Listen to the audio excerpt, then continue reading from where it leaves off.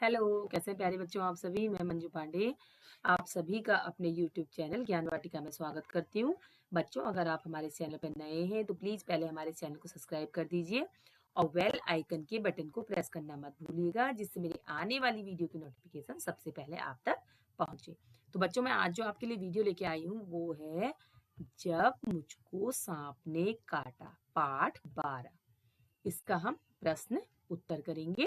इससे पहले इसी पाठ का मैं जब मुझे सांप ने काटा पार्ट 1 बना चुकी हूँ। उस वीडियो का लिंक आपको इस वीडियो के डिस्क्रिप्शन बॉक्स में मिल जाएगा, उसको आप यहाँ से देख लीजिएगा। तो चलिए वीडियो स्टार्ट करते हैं। जब मुझको सांप ने काटा के का अभ्यास कार्य। तो सबसे पहला है बच्चों कहानी की बात। नाना मुझे झाड़ फूक वाले आदमी के पास क्यों ले गए? तो इसका उत्तर है नाना ने मेरी उंगली पर नीला निशान देखकर समझा कि मुझे सांप ने काट लिया है, इसलिए वे मुझे सांप के कांटे का इलाज करवाने के लिए झाड़ फूक वाले आदमी के पास ले गए। बच्चों, आज भी कई जगह ऐसी हैं जहां ज्ञान के अभाव में अगर किसी को सांप काट लेता है तो उसे डॉक्टर के पास न ले जा करके झाड़ फूक वाले व्यक्तियों के पास ले जाया जाता है, जो लोग झाड़ फूक करते हैं। तो उसी से संबंधित ये एक कहानी है। दूसरा प्रश्न है मैं बूढ़े आदमी को क्या बताना चाहता था? तो इसका उत्तर है मैं बूढ़े आदमी को बताना चाहता था कि मुझे सांप ने नहीं बर्र ने काटा है। बूढ़ा आदमी कौन था? जो आदमी सांप के काटने पर झाड़ फूक कर रहा था। तो लेखक कहता है कि मैं उस आदमी को बताना चाहता था कि भाई मुझे तो सांप ने काटा ही नहीं है, आप ये झाड़ फूक कर रहे हो, मुझे तो सांप ने काटा ही नहीं, मुझे तो बर्र ने काटा है। लेकिन मुझे भी किसी ने बोलने का अवसर नहीं दिया। जब सांप नारियल के खोल में घुस गया तो मैंने क्या किया था? मैंने ऐसा क्यों किया होगा? जब सांप नारियल के खोल में घुस गया तो मैंने एक पत्थर के टुकड़े से खोल का मुंह बंद कर दिया था। अब मैंने ऐसा क्यों किया था? तो मैंने ऐसा इसलिए किया क्योंकि मैं नानी को बताना चाहता था कि मैंने एक सांप को पकड़ा है। लेखक जब बच्चा था और उनके अहाते में एक दिन सांप आ जाता है तो लेखक जो है नारियल के वहां पे एक नारियल का खोल पड़ा होता है, तो उसमें जो है उस सांप को बंद कर देता है और ऊपर से नारियल के खोल के ऊपर एक पत्थर लगा देता है। और वो इसलिए ऐसा करता है क्योंकि अपनी नानी को दिखाना चाहता था कि नानी मैंने सांप को पकड़ा है। क्या बूढ़े आदमी ने सचमुच मेरा इलाज कर दिया था? तुम ऐसा क्यों सोचते हो? तो बूढ़े आदमी ने सचमुच तुम्हारा इलाज नहीं किया था। हम ऐसा इसलिए सोचते हैं क्योंकि तुम्हें तो सांप ने काटा ही नहीं था। मुझे असल में सांप ने नहीं काटा था। फिर मैंने कहानी का नाम जब मुझको सांप ने काटा क्यों रखा है? तुम इससे भी अच्छा कोई नाम सोचकर बताओ। इसमें लेखक ये कहता है कि जब मुझे सांप ने काटा ही नहीं और मुझे पता था कि मुझे सांप ने नहीं काटा है, फिर भी मैंने इस कहानी का नाम जब मुझको सांप ने काटा क्यों रखा होगा? तो इसका उत्तर है मैंने कहानी का यह नाम इसलिए रखा क्योंकि नाना नानी तथा झाड़ फूक वाले ने यही समझा कि मुझे सांप ने काटा है। और इस कहानी का अगर हम बच्चों और अलग से शीर्षक देना चाहें तो हम इसका शीर्षक दे सकते हैं अंधविश्वास या अनोखा इलाज भी हम इसका नया शीर्षक दे सकते हैं। उसके बाद है आपका उई माँ। कहानी में लड़के को बर्र काट लेती है। बर्र का डंक होता है। कुछ और कीड़ों का नाम लिखो जो डंक मारते हैं। बच्चों, ऐसे बहुत सारे कीड़े होते हैं जो डंक मारते हैं, है ना? तो इसमें देखिए बर्र के अलावा और क्या चीजें जो डंक मारती हैं। मधुमक्खी का डंक होता है, बिच्छू का डंक होता है, ततैया का डंक होता है, भौरे का डंक होता है। ये बर्र, ततैया और भौरा बच्चों अलग अलग होते ही एक ही जैसे हैं, लेकिन जो है अलग अलग होते हैं ये। अब है तुम्हारी बात। मैं बूढ़े को कुछ बताना चाहता था पर बता ना सका। क्या तुम्हारे साथ भी कभी ऐसा हुआ है?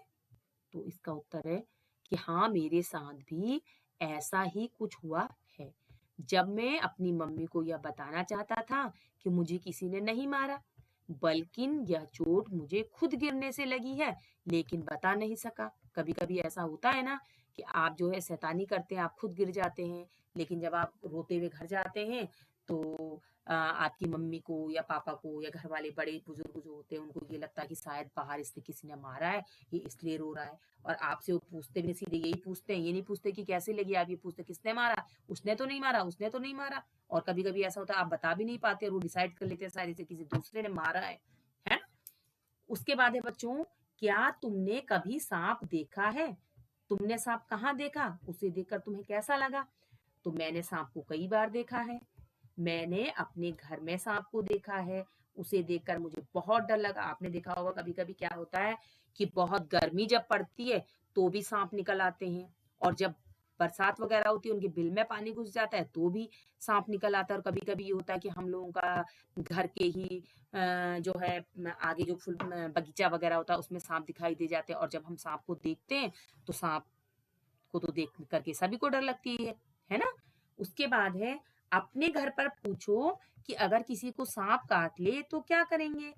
तो इसका उत्तर है, घर पर पूछने से पता चला कि यदि किसी को सांप काट ले तो उसे तुरंत अस्पताल ले जाएंगे और वहां जहर उतारने का हर संभव प्रयास किया जाएगा।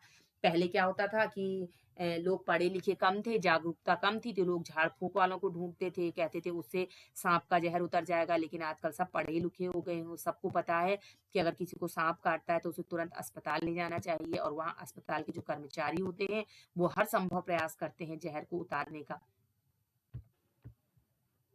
अब क्या करें? तुम क्या करोगी अगर तुम्हें या तुम्हारे आसपास किसी को बर काट ले? तो बच्चों उस स्थान पर सांप लोहे की चीज से रगड़ देंगे। उससे भी कहते हैं कि जो है बर के काटने से जो है जो सूजन होती है वो सूजन नहीं आती है, दर्द कम होता है। और यदि नौसादर हो तो उस स्थान पर नौसादर लगा सकते हैं, अथवा फौरन डॉक्टर के पास ले जा सकते हैं। दूसरा है, अगर किसी को चोट लग जाए तो क्या करेंगे हम? तो जितना हो सके सबसे पहले प्राथमिक सहायता देंगे। चोट लगे स्थान पर डिटॉल से साफ करके पट्टी बांधेंगे और फिर उसे जो है अस्पताल ले जाएंगे। क्योंकि आपने देखा होगा जब पहले किसी की चोट लगती है तो सबसे पहले हम डॉक्टर के पास नहीं ले जाते, पहले हमारे पास जो घर में फर्स्ट एड होता है उसी का हम प्राथमिक जो सहायता होती है उसको देते हैं। हम घाव को जो है रुई से साफ करते हैं, डिटॉल से साफ करते हैं, उसके बाद पट्टी बांधते हैं और तब उसको डॉक्टर के पास ले जाते हैं ना। अगर हम ऐसे खुला घाव छोड़ देंगे तो उसमें धूल मिट्टी भी लग जाएगी और जो है खून भी ज्यादा बहेगा। तो उससे हम पहले ऐसा काम करते हैं, उसको प्राथमिक सहायता देना कहते हैं, जिससे कि पहले हम जो चोट लगने के बाद जो खून बहता है उसको पहले हम रोक सकें। उसके बाद है कि अगर किसी की आंख में कुछ पड़ जाए तो हम क्या करेंगे? तो देखिए, अगर किसी की आंख में कुछ पड़ जाए तो उसकी आंख की ऊपरी और जो निचली पलकें होती हैं, बच्चों हमारी आंख में दो पलक होती है ना, एक ऊपर की पलक होती है, एक नीचे की पलक होती है। तो उसकी ऊपर और निचली पलक को हल्के से पकड़कर आंख के अंदर जो हमारी पुतली होती है ना, जो गोल गोल होती है जिसको आई बॉल कहते हैं, है ना, तो उसको हम आंख के अंदर आंख बंद करके उसको अंदर दाएं और बाएं घुमाने के लिए कहेंगे कि तुम अपनी आंख की ऊपर और नीचे की पलक को पकड़ो और फिर उसके बाद अपनी आंख की पुतली को अंदर दाएं और बाएं घुमाने के लिए कहेंगे, और फिर जो है स्वच्छ पानी से उसकी आंख को धुलवाएंगे कि जिससे आंख के अंदर जो भी धूल मिट्टी के कण गए होंगे वो पलक में चिपक करके बाहर निकल जाएंगे और आंख धुलवा देंगे। किसी की नाक से खून बहने लगे। अब जब अचानक किसी की नाक से खून बहने लगी तो सबसे पहले का हम उसको प्राथमिक उपचार क्या देंगे? तो हम उस व्यक्ति को पीठ के बल लिटाकर सिर नीचे झुका देंगे, फिर सिर पर ठंडा पानी डालेंगे। यदि फिर भी नाक से खून निकलना बंद नहीं हुआ तो फिर हम उसे डॉक्टर के पास ले जाएंगे। अब है, कक्षा में इन पर बातचीत करो, हो सके तो किसी नर्स या डॉक्टर को कक्षा में आमंत्रित कर उस पर बात करो। तो बच्चों जैसे ये है कि सबसे पहले चोट लगने पर क्या करें, किसी की आंख में कुछ चला जाता है तो उसके लिए क्या करें, किसी की नाक से खून बहने लगे तो उसके लिए क्या करें। तो इसके लिए आप जो है अपने स्कूल में किसी नर्स या डॉक्टर को आप बुला सकते हैं, आमंत्रित कर सकते हैं, और वो आपको बताएंगे कि किस किस तरीके से अगर ऐसी कोई परिस्थिति आ जाती है तो उसका हमको सामना कैसे करना चाहिए। अब है, जरा सोचो तो नारियल के खोल जैसी और कौन-कौन सी चीजों में सांप छिप सकता है? तो इसका उत्तर है कि नारियल के खोल के अलावा सांप घास-भूसे में, घास-फूस में, टूटे-फूटे बर्तनों या खिलौनों में, पेड़ की खोह में, खोह कहते हैं बच्चों जो पेड़ के ही अंदर छेद जैसा होता है ना उसको खोह कहते हैं, पत्तियों की ढेरी में, झाड़ियों आदि में छिप सकता है, और अक्सर सांप इन्हीं जगहों पर छुपा करते हैं। उसके बाद है, वह खोल अहाते में कैसे पहुंचा होगा? कौन सा खोल? जिस खोल के अंदर लेखक ने सांप को बंद किया था, वो खोल अहाता कहते हैं। घर के बाहर की खुली हुई जगह को अहाता कहते हैं। ठीक है, घर के बाहर जो खुली हुई जगह होती है उसको अहाता कहते हैं गांव घरों में। तो नारियल का इस्तेमाल करने के बाद किसी ने खोल को अहाते में फेंक दिया होगा। अहाते यानी जो घर के बाहर खुली हुई जगह होती है उसमें फेंक दिया होगा। अब है घर के हिस्से। नीचे कुछ शब्द दिए गए हैं, उन शब्दों में से कुछ घर से संबंधित हैं, उन पर घेरा लगाओ। अब बच्चों इसमें देखिए कुछ शब्द दिए गए हैं, कुछ शब्द तो इसमें ऐसे हैं जो घर से संबंधित हैं और कुछ शब्द अलग से हैं। तो हमको जो घर से संबंधित हैं उन शब्दों में हमको अंडरलाइन करनी है या गोला बनाना है। तो देखिए आहाता, आहाता कहते हैं जो घर के बाहर चारों ओर से घिरा हुआ जो खुला हुआ स्थान होता है उसको हम अहाता कहते हैं। घर के बाहर के चारों तरफ से दीवार से घिरे हुए स्थान को अहाता कहते हैं। आंगन है ना, घर के बाहर की जो खुली जगह होती है उसको आंगन कहते हैं।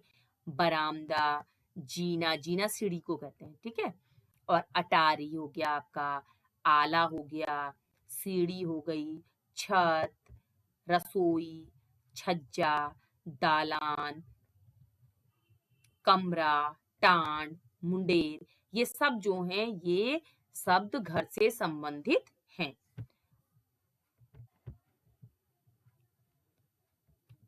अब है बच्चों क्या समझे। नीचे लिखे वाक्यों का मतलब बताओ। सांप पास की झाड़ी में गायब हो गया।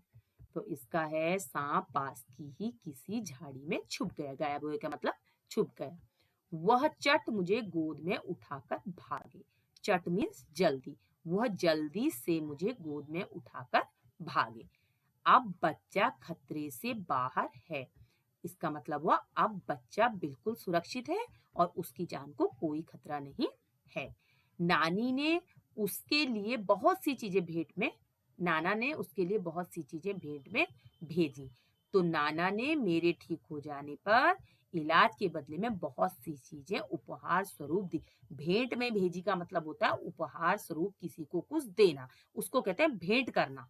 ठीक है, अब देखिए बच्चों है नीचे अलग अलग निशानों से पता चलता है कि बात कैसे कही कहीं गई होगी। जरा नीचे लिखे वाक्यों में सही निशान लिखो, अब इन्हें बोलकर देखो। अब देखिए सबसे पहला तो है बच्चों पूर्ण विराम। सबसे पहला इसको कहते हैं पूर्ण विराम। उसके बाद है ये है आपका विस्मय का चिन्ह है। अगर हम किसी चीज में आश्चर्य व्यक्त करते हैं किसी चीज को बोलने में या उसमें, तो ये वाला आपका चिन्ह ये इस्तेमाल होता है। और ये है आपका प्रश्नवाचक चिन्ह जब हम कुछ प्रश्न पूछते हैं। तो जैसे है नानी चीख उठी सांप, है ना, नानी चीख उठी सांप, मतलब यहाँ पे आश्चर्य हो रहा है। आश्चर्य आश्चर्य व्यक्त करने के लिए या विस्मय को व्यक्त करने का ये चिन्ह है। अगर हम कहीं पे आश्चर्य व्यक्त करते हैं तो उस समय ये चिन्ह लगाते हैं, एक डंडी और उसके नीचे बिंदी। नानी चीख उठी सांप। ठीक है, चुप बैठो हिलना डुलना मत। अब ये है देखो, चुप बैठो हिलना डुलना मत, इसमें आपका पूर्ण विराम लगेगा। यानी ये सेंटेंस आपका पूरा है तो इसमें आपका पूर्ण विराम लगेगा। सांप धीरे धीरे रेंग रहा था, ये भी आपका फुल स्टॉप लगेगा। सांप धीरे धीरे रेंग रहा था यानी पूर्ण विराम। ये हमारा वाक्य एकदम कंप्लीट है। उसके बाद है तुम्हें यह कहानी कैसी लगी। अब इसमें देखिए पूछा गया है, प्रश्न है कि तुम्हें यह कहानी कैसी लगी, तो इसमें हमारा आएगा प्रश्नवाचक चिन्ह। हाँ, क्योंकि इसमें प्रश्न पूछा जा रहा है ना कि तुम्हें यह कहानी कैसी लगी, तो ये इसमें लगेगा आपका प्रश्नवाचक चिन्ह। उसके बाद है बच्चों क्या तुम बाजार चलोगे। तो इसमें भी हमारा क्या है, हम प्रश्न पूछा जा रहा है, क्या क्यों कब कहाँ जो भी होता है तो उसमें प्रश्नवाचक चिन्ह होता है, तो ये आपका प्रश्नवाचक चिन्ह लगेगा इसमें पीछे। आहा, कितना मीठा आश्चर्य व्यक्त किया जा रहा है। आहा, सुख की अनुभूति हो रही है ये, है ना, आहा कितना आनंद है उसमें। तो इसमें आपका विस्मय बोधक लगेगा यानी आश्चर्यचकित वो करने वाला आपका ये वाक्य है। उसके बाद है क्या कहोगे। तुम लड़के को क्या कहोगे, कारण देकर बताओ। निडर, नादान, होशियार, शरारती, डरपोक, शर्मीला, याद रखो कि वह खोल में सांप लेकर भागा था। तो बच्चों ये कहानी से संबंधित है। कहानी में जिस तरीके से लेखक ने अपने बचपन की एक स्मृति को लेकर के पाठ की रचना की है कि किस तरीके से जब वो छोटे थे और वो अपनी नानी के यहाँ रहते थे, नानी के वहाँ वो खेल रहे थे तो आहते में उनको एक सांप मिला था। उन्होंने उसको नारियल के खोल में बंद करके ऊपर से पत्थर रख दिया था और अपनी नानी के पास ले गए थे। तो इसमें देखिए हम क्या इसमें वो करेंगे कि हम बच्चे को, वह लड़का नादान था, यानी उसे पता नहीं था, है ना? उसे सांप को पकड़ना एक खेल ही लग रहा था। सांप कितना खतरनाक होता है यह उसे बिल्कुल भी पता नहीं। उसने तो खेल सोचा कि भैया मैं इस नारियल के खोल में जैसे ही सांप घुसा तो उसने एकदम से पत्थर उसके ऊपर से रख के खोल का मुंह बंद कर दिया और दौड़ा-दौड़ा बड़े उससे खुश होके अपनी नानी के पास गया कि नानी नानी देखो मैंने सांप पकड़ा है। तो हम बच्चे को क्या कहेंगे? नादान कहेंगे।